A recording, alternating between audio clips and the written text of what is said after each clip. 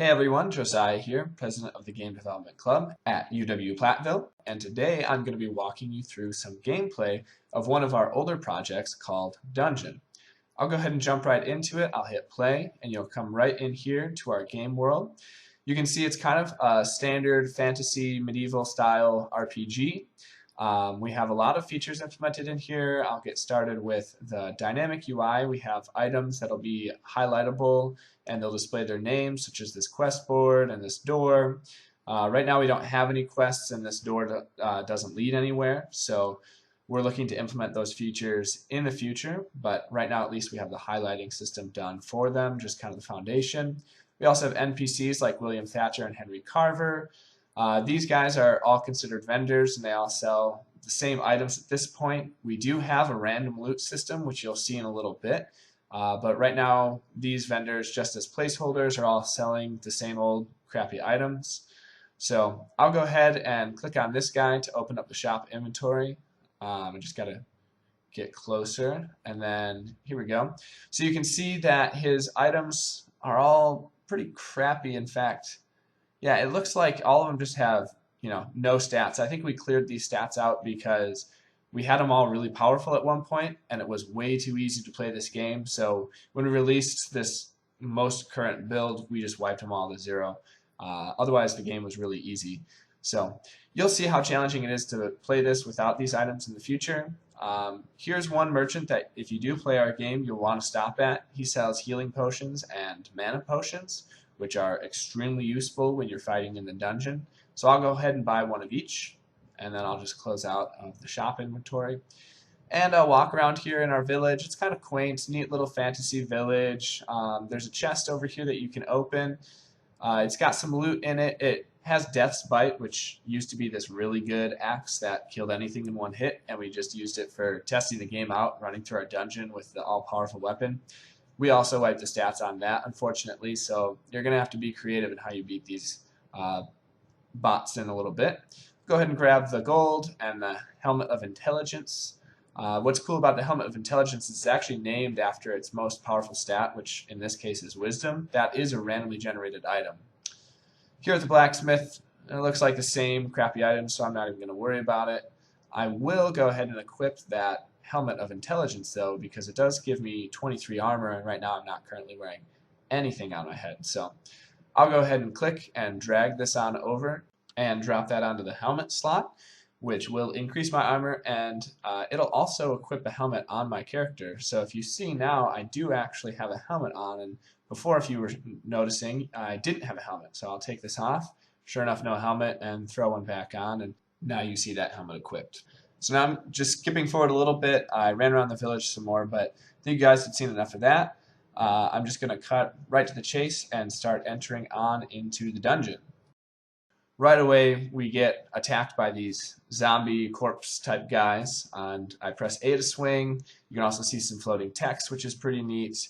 And I shot a fireball at him using the 1 key and clicking. I used up some mana and it's slowly recharging. You can also see my health is low. And there's some loot boxes on the ground. I'll go ahead and right click on them. Got 3 gold, and another 3 gold. So that's pretty neat. The gold values are randomly generated. It was just a random coincidence that all 3 of those happened to be 3 gold. But that will not happen all the time, as you'll see as I start to fight more and more bots in here. There's also loot generated, and it just so happened there was no loot generated for those 3 first characters, but I'm sure after I kill these 3 bots here, if I can do it without dying, that is, I'll go ahead and loot their bodies, and let's see what I find. So sure enough, Shield of Strength and 13 gold. So I'll take that gold. The Shield of Strength here, 12 armor, 4 strength, 1 agility, 1 luck. The name Shield of Strength was created because it found the highest stat, which is Strength, and set the name to be Strength. So that's pretty neat. And this thing also sells for 3 gold. So I'll loot that. I'll take another 13 gold and another 13 gold. And go ahead and also drink one of my healing potions, which gives me 15 health. And the mana potion just gives me regeneration, so right now I won't worry about it. I don't need the mana. I've only used 1 spell. So I will equip the shield, though, because that 12 armor is going to be really useful. And if I zoom in here, you'll be able to see that my character is now holding a shield. We didn't spend too much time getting all the armor lined up, since this whole armor system is going to get reworked with a mesh swapping system at some point, which should look a lot better than just pinning these meshes right on top of the character. Also, if you look, I display all of my stats here in between the armors, and as I equip and unequip this shield, you'll see my armor value as well as other stats do change along with that unequipping and equipping process, and that should affect me in combat. So I'll run in here and fight a pretty big group of bots, and I think now they're doing 4 to 5 damage. Before they were doing 5 to 6. So already I'm seeing some improvement on my damage reduction, and I think I might even be doing a little bit more damage, but not by much just yet. The stats will actually be pretty drastic, even just in the demo, if you do choose to download and play it. There's a boss at the end that you will have to fight in order to beat the game, I guess. And in order to do that, you're definitely going to need pretty much the best armor that you can find throughout the game. So you'll probably have to grind through this dungeon multiple times in order to be able to collect the best loot and multiple health potions, so that you'll eventually be able to beat the boss. Otherwise, you're going to have to be real good at kind of running around and avoiding his strikes. So that way, because I mean, he'll do a lot of damage to you even on one hit. So I'll take out these guys, and hopefully I won't die here. It's pretty close, actually. This has been a pretty poor run through on my part. I've hardly got any health left. Hopefully I get some health potions in here. It doesn't look like it. So let me compare my armor here. One thing we do want to do is have side-by-side comparisons. You don't have to look and see what you're currently using versus what you want to equip. I'll also drink these health potions. And let me go see about fighting this boss right now. It's going to be pretty tough because I really don't have the gear. Oh, and he's actually already out here. So I'll run away from him. You saw, I think he did 15 damage to me. I kind of avoided a strike there. I'm only doing 2 damage to him, so if I can continue to hit him in the back, yeah, he does like 12 to 15 damage, it looks like at this point. I'm only doing 2 damage to him. I know he has more health than all of the other bots, so it's not like I can just get him, you know, maybe 10 times. It's probably going to take a good like 50 hits at least to kill him with only 2 damage. So I'll let you guys try and beat the boss. I won't show you what happens when you win. Spoiler alert, nothing much actually happens. So sorry about that, but it is still kind of fun to try and beat him, and you get a little bit of personal satisfaction for beating him. For now, I'll just run back out into the village and maybe go sell some of my loot. Essentially what you're going to have to do to beat him is you're going to have to come out here, sell your stuff, buy health potions, different things like that. I have 144 gold already from running through that dungeon once.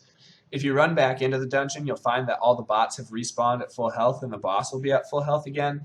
And every time you come out of the dungeon, the merchants will have their merchandise back. So right now this guy's empty, but if you go back in the dungeon and come back out, you'll find more health potions available to buy.